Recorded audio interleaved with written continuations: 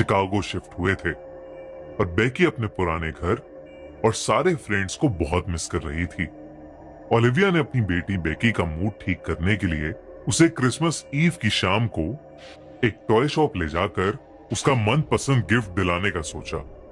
Olivia Beki को कई toy shops पर लेकर गई पर उसे कहीं कुछ पसंद नहीं आया।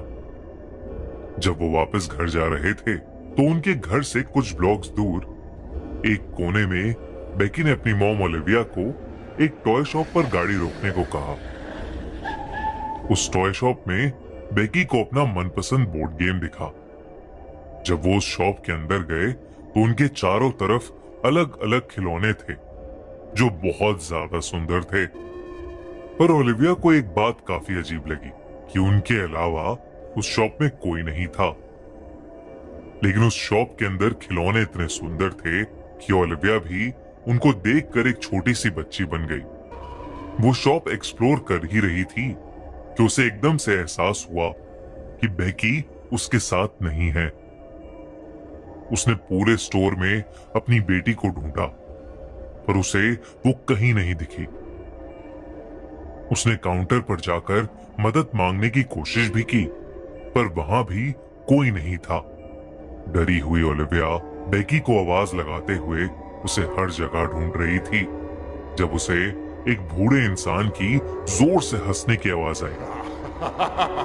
उसने आवाज की ओर देखा तो उसी टॉय शॉप के एक अंधेरे से कोने में कुर्सी पर बैठा एक बूढ़ा आदमी सांता क्लॉस की कॉस्ट्यूम पहने जोरों से हंस रहा था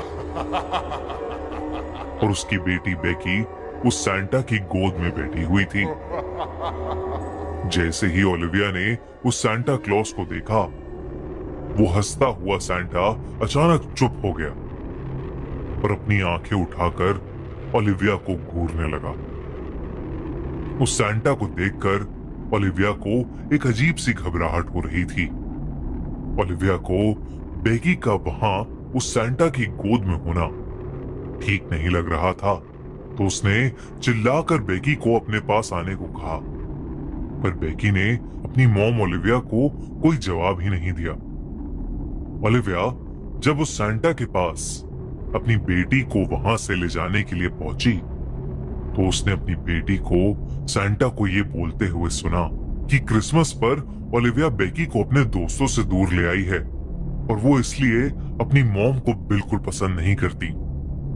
जब ओलिविया ने इस बात को सुनकर उस सांता की ओर देखा तो उस सांता की शक्ल पर एक बहुत ही डरावनी हंसी थी। ओलिविया ने तुरंत अपनी बेटी को सांता की गोद से उतारा और स्टोर से बाहर निकलने लगी।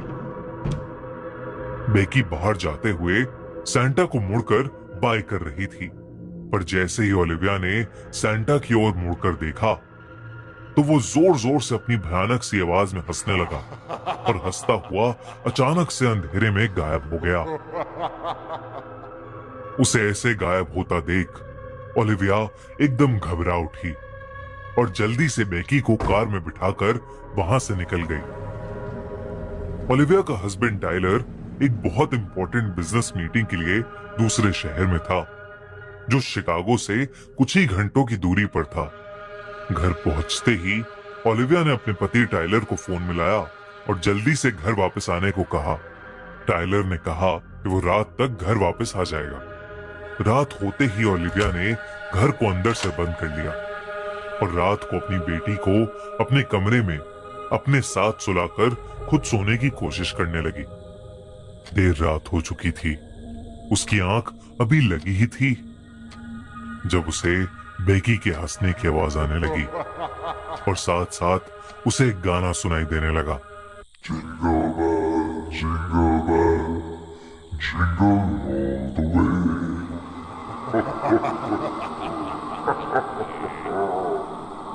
ओलिविया ने डरते हुए आंख खोली और जो उसने देखा वो देखकर उसके रोंगटे खड़े हो गए। उसके कमरे में खिड़की के पास वही सांता खड़ा था जो उस टॉय शॉप में उन्हें दिखा था। वो छोटी सी बेकी को हवा में जोर जोर से उछालकर झूला झूला रहा था। ये देखते ही ओलिविया डर के मारे बहुत जोर से चिल्लाई। उसकी चीख सुनकर वो सैंटा ओलिविया की तरफ मुड़ा और वही गाना और तेज आवाज में गाने लगा।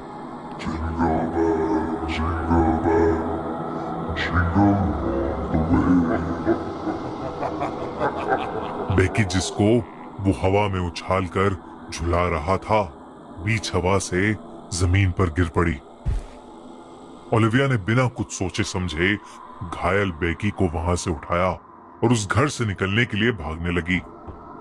वो जैसे ही सीढ़ियों से नीचे उतरी, उसने देखा कि वही सैंटा सामने से उसकी तरफ आ रहा है। ऐसा लग रहा था मानो सैंटा का हुलिया बदल गया हो और वो बहुत ही ज्यादा भयानक लग रहा था। ओलिविया ने अपनी डाइनिंग टेबल पर पड़े प्लेट्स और फोर्क्स उस पर फेंक कर खुद को बचाने की कोशिश भी की, पर वो सब उस सैंटा के आर पार चले गए और उसे कुछ नहीं हुआ।